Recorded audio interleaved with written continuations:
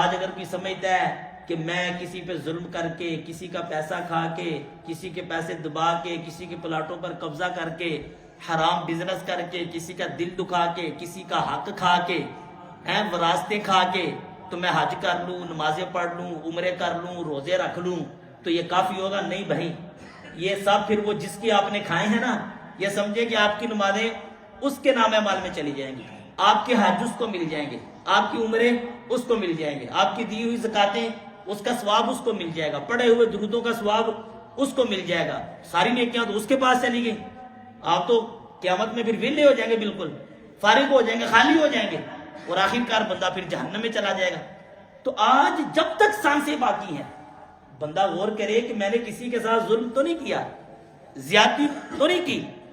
عام طور پہ لوگ وراثتیں کھا جاتے ہیں، اور بہنوں کا حق کھانا یہ تو ہمارے معاشرے کا ایک المیہ ہے، پلاٹوں پہ قبضہ کر لینا اور وراثت کو ہڑپ کر جانا اور کھا جانا۔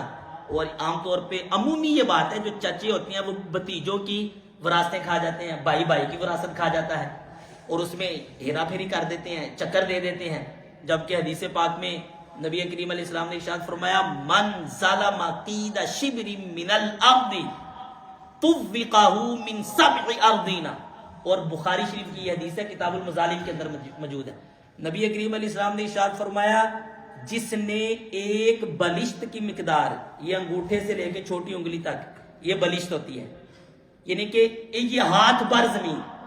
اتنی زمین بھی جس نے کسی کی ظلمن کھا لی، ظلمن اتنی زمین پہ بھی قبضہ کر لیا، فرمایا طوقہ من 7 ارضین، کل قیامت کے دن اس کے گلے پہ 7 زمینوں کا توق ڈالا جائے گا۔ یعنی کہ اس کی شرح میں مفسرین نے لکھا کہ اس کو زمین میں دسا دیا جائے گا، اور جب زمین میں دسایا جائے گا نا تو جیسے گلے پہ وہ توق ہار محسوس ہوتا ہے، ایسے زمینوں کا اس کے گلے پہ توق ہوگا، اتنا بھاری۔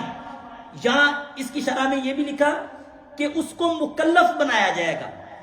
اس کو اس چیز کا پابند بنایا جائے گا کہ بھائی یہ 7 زمینیں ہیں، ان کو اٹھاؤ، اور وہ اٹھا نہیں سکے گا۔ اور بخاری کی دوسری حدیث میں حضور نبی کریم نے ارشاد فرمایا، من اخذ من الارض شیئا بغیر حقه خسف به یوم القیامہ الی 7 ارضین۔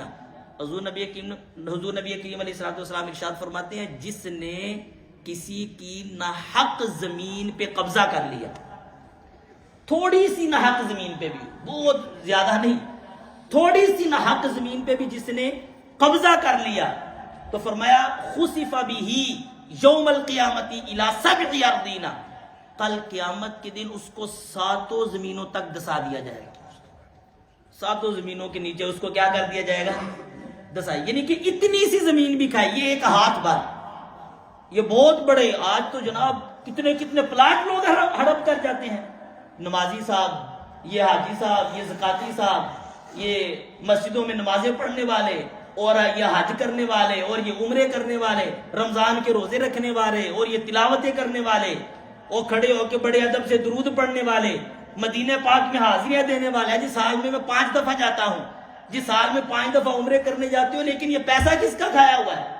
یہ بہنوں کی وراثتیں تو نہیں ہیں، یہ بھائی کا حق تو نہیں کھا لیا، یہ بھتیجوں کی وراثتیں تو کھا کے نہیں جا رہے۔ اگر ایسا ہے تو میرے بھائی یہ تمہارے عمرے پھر، یہ ہمارے عمرے پھر کسی کام نہیں آئیں گے،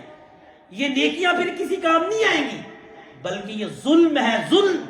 اور رسول اللہ فرماتی ہے قیامت کے دن جب یہ بندہ آئے گا، 7 زمین کے نیچے اس کو دسایا جائے گا۔ آج ہم نے یہ غور کرنا ہے، اگر آج اتنا پیسہ آ گیا، اتنا سٹیٹس بن گیا، آج ایک سے ایک گاڑیاں آ گئیں، آج اتنے پلاٹ آ گئے، تو یہ آیا کہاں سے؟ کیا یہ حلال طریقے سے آیا، کسی پر ظلم کر کے آیا، یا کسی کا حق کھا کے آیا؟ وہ جی اتنی زکوٰۃ دے دی تو پھر تو زکوٰۃ بھی اللہ قبول ہے نہیں کرے گا، صدقہ بھی اللہ قبول ہے نہیں کرے گا۔ تو یہ ظلم جو بندہ کرے گا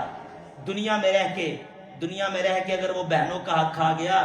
یا وہ اپنے بھائیوں کا حق کھا گیا، بھتیجوں کا حق کھا گیا، وراثتیں کھا گیا، ہڑپ کر گیا، اور بالکل جناب ڈکار تک نہ لیا، تو کل قیامت کے دن پھر اس کو بھگتنا پڑے گا، کیونکہ کیا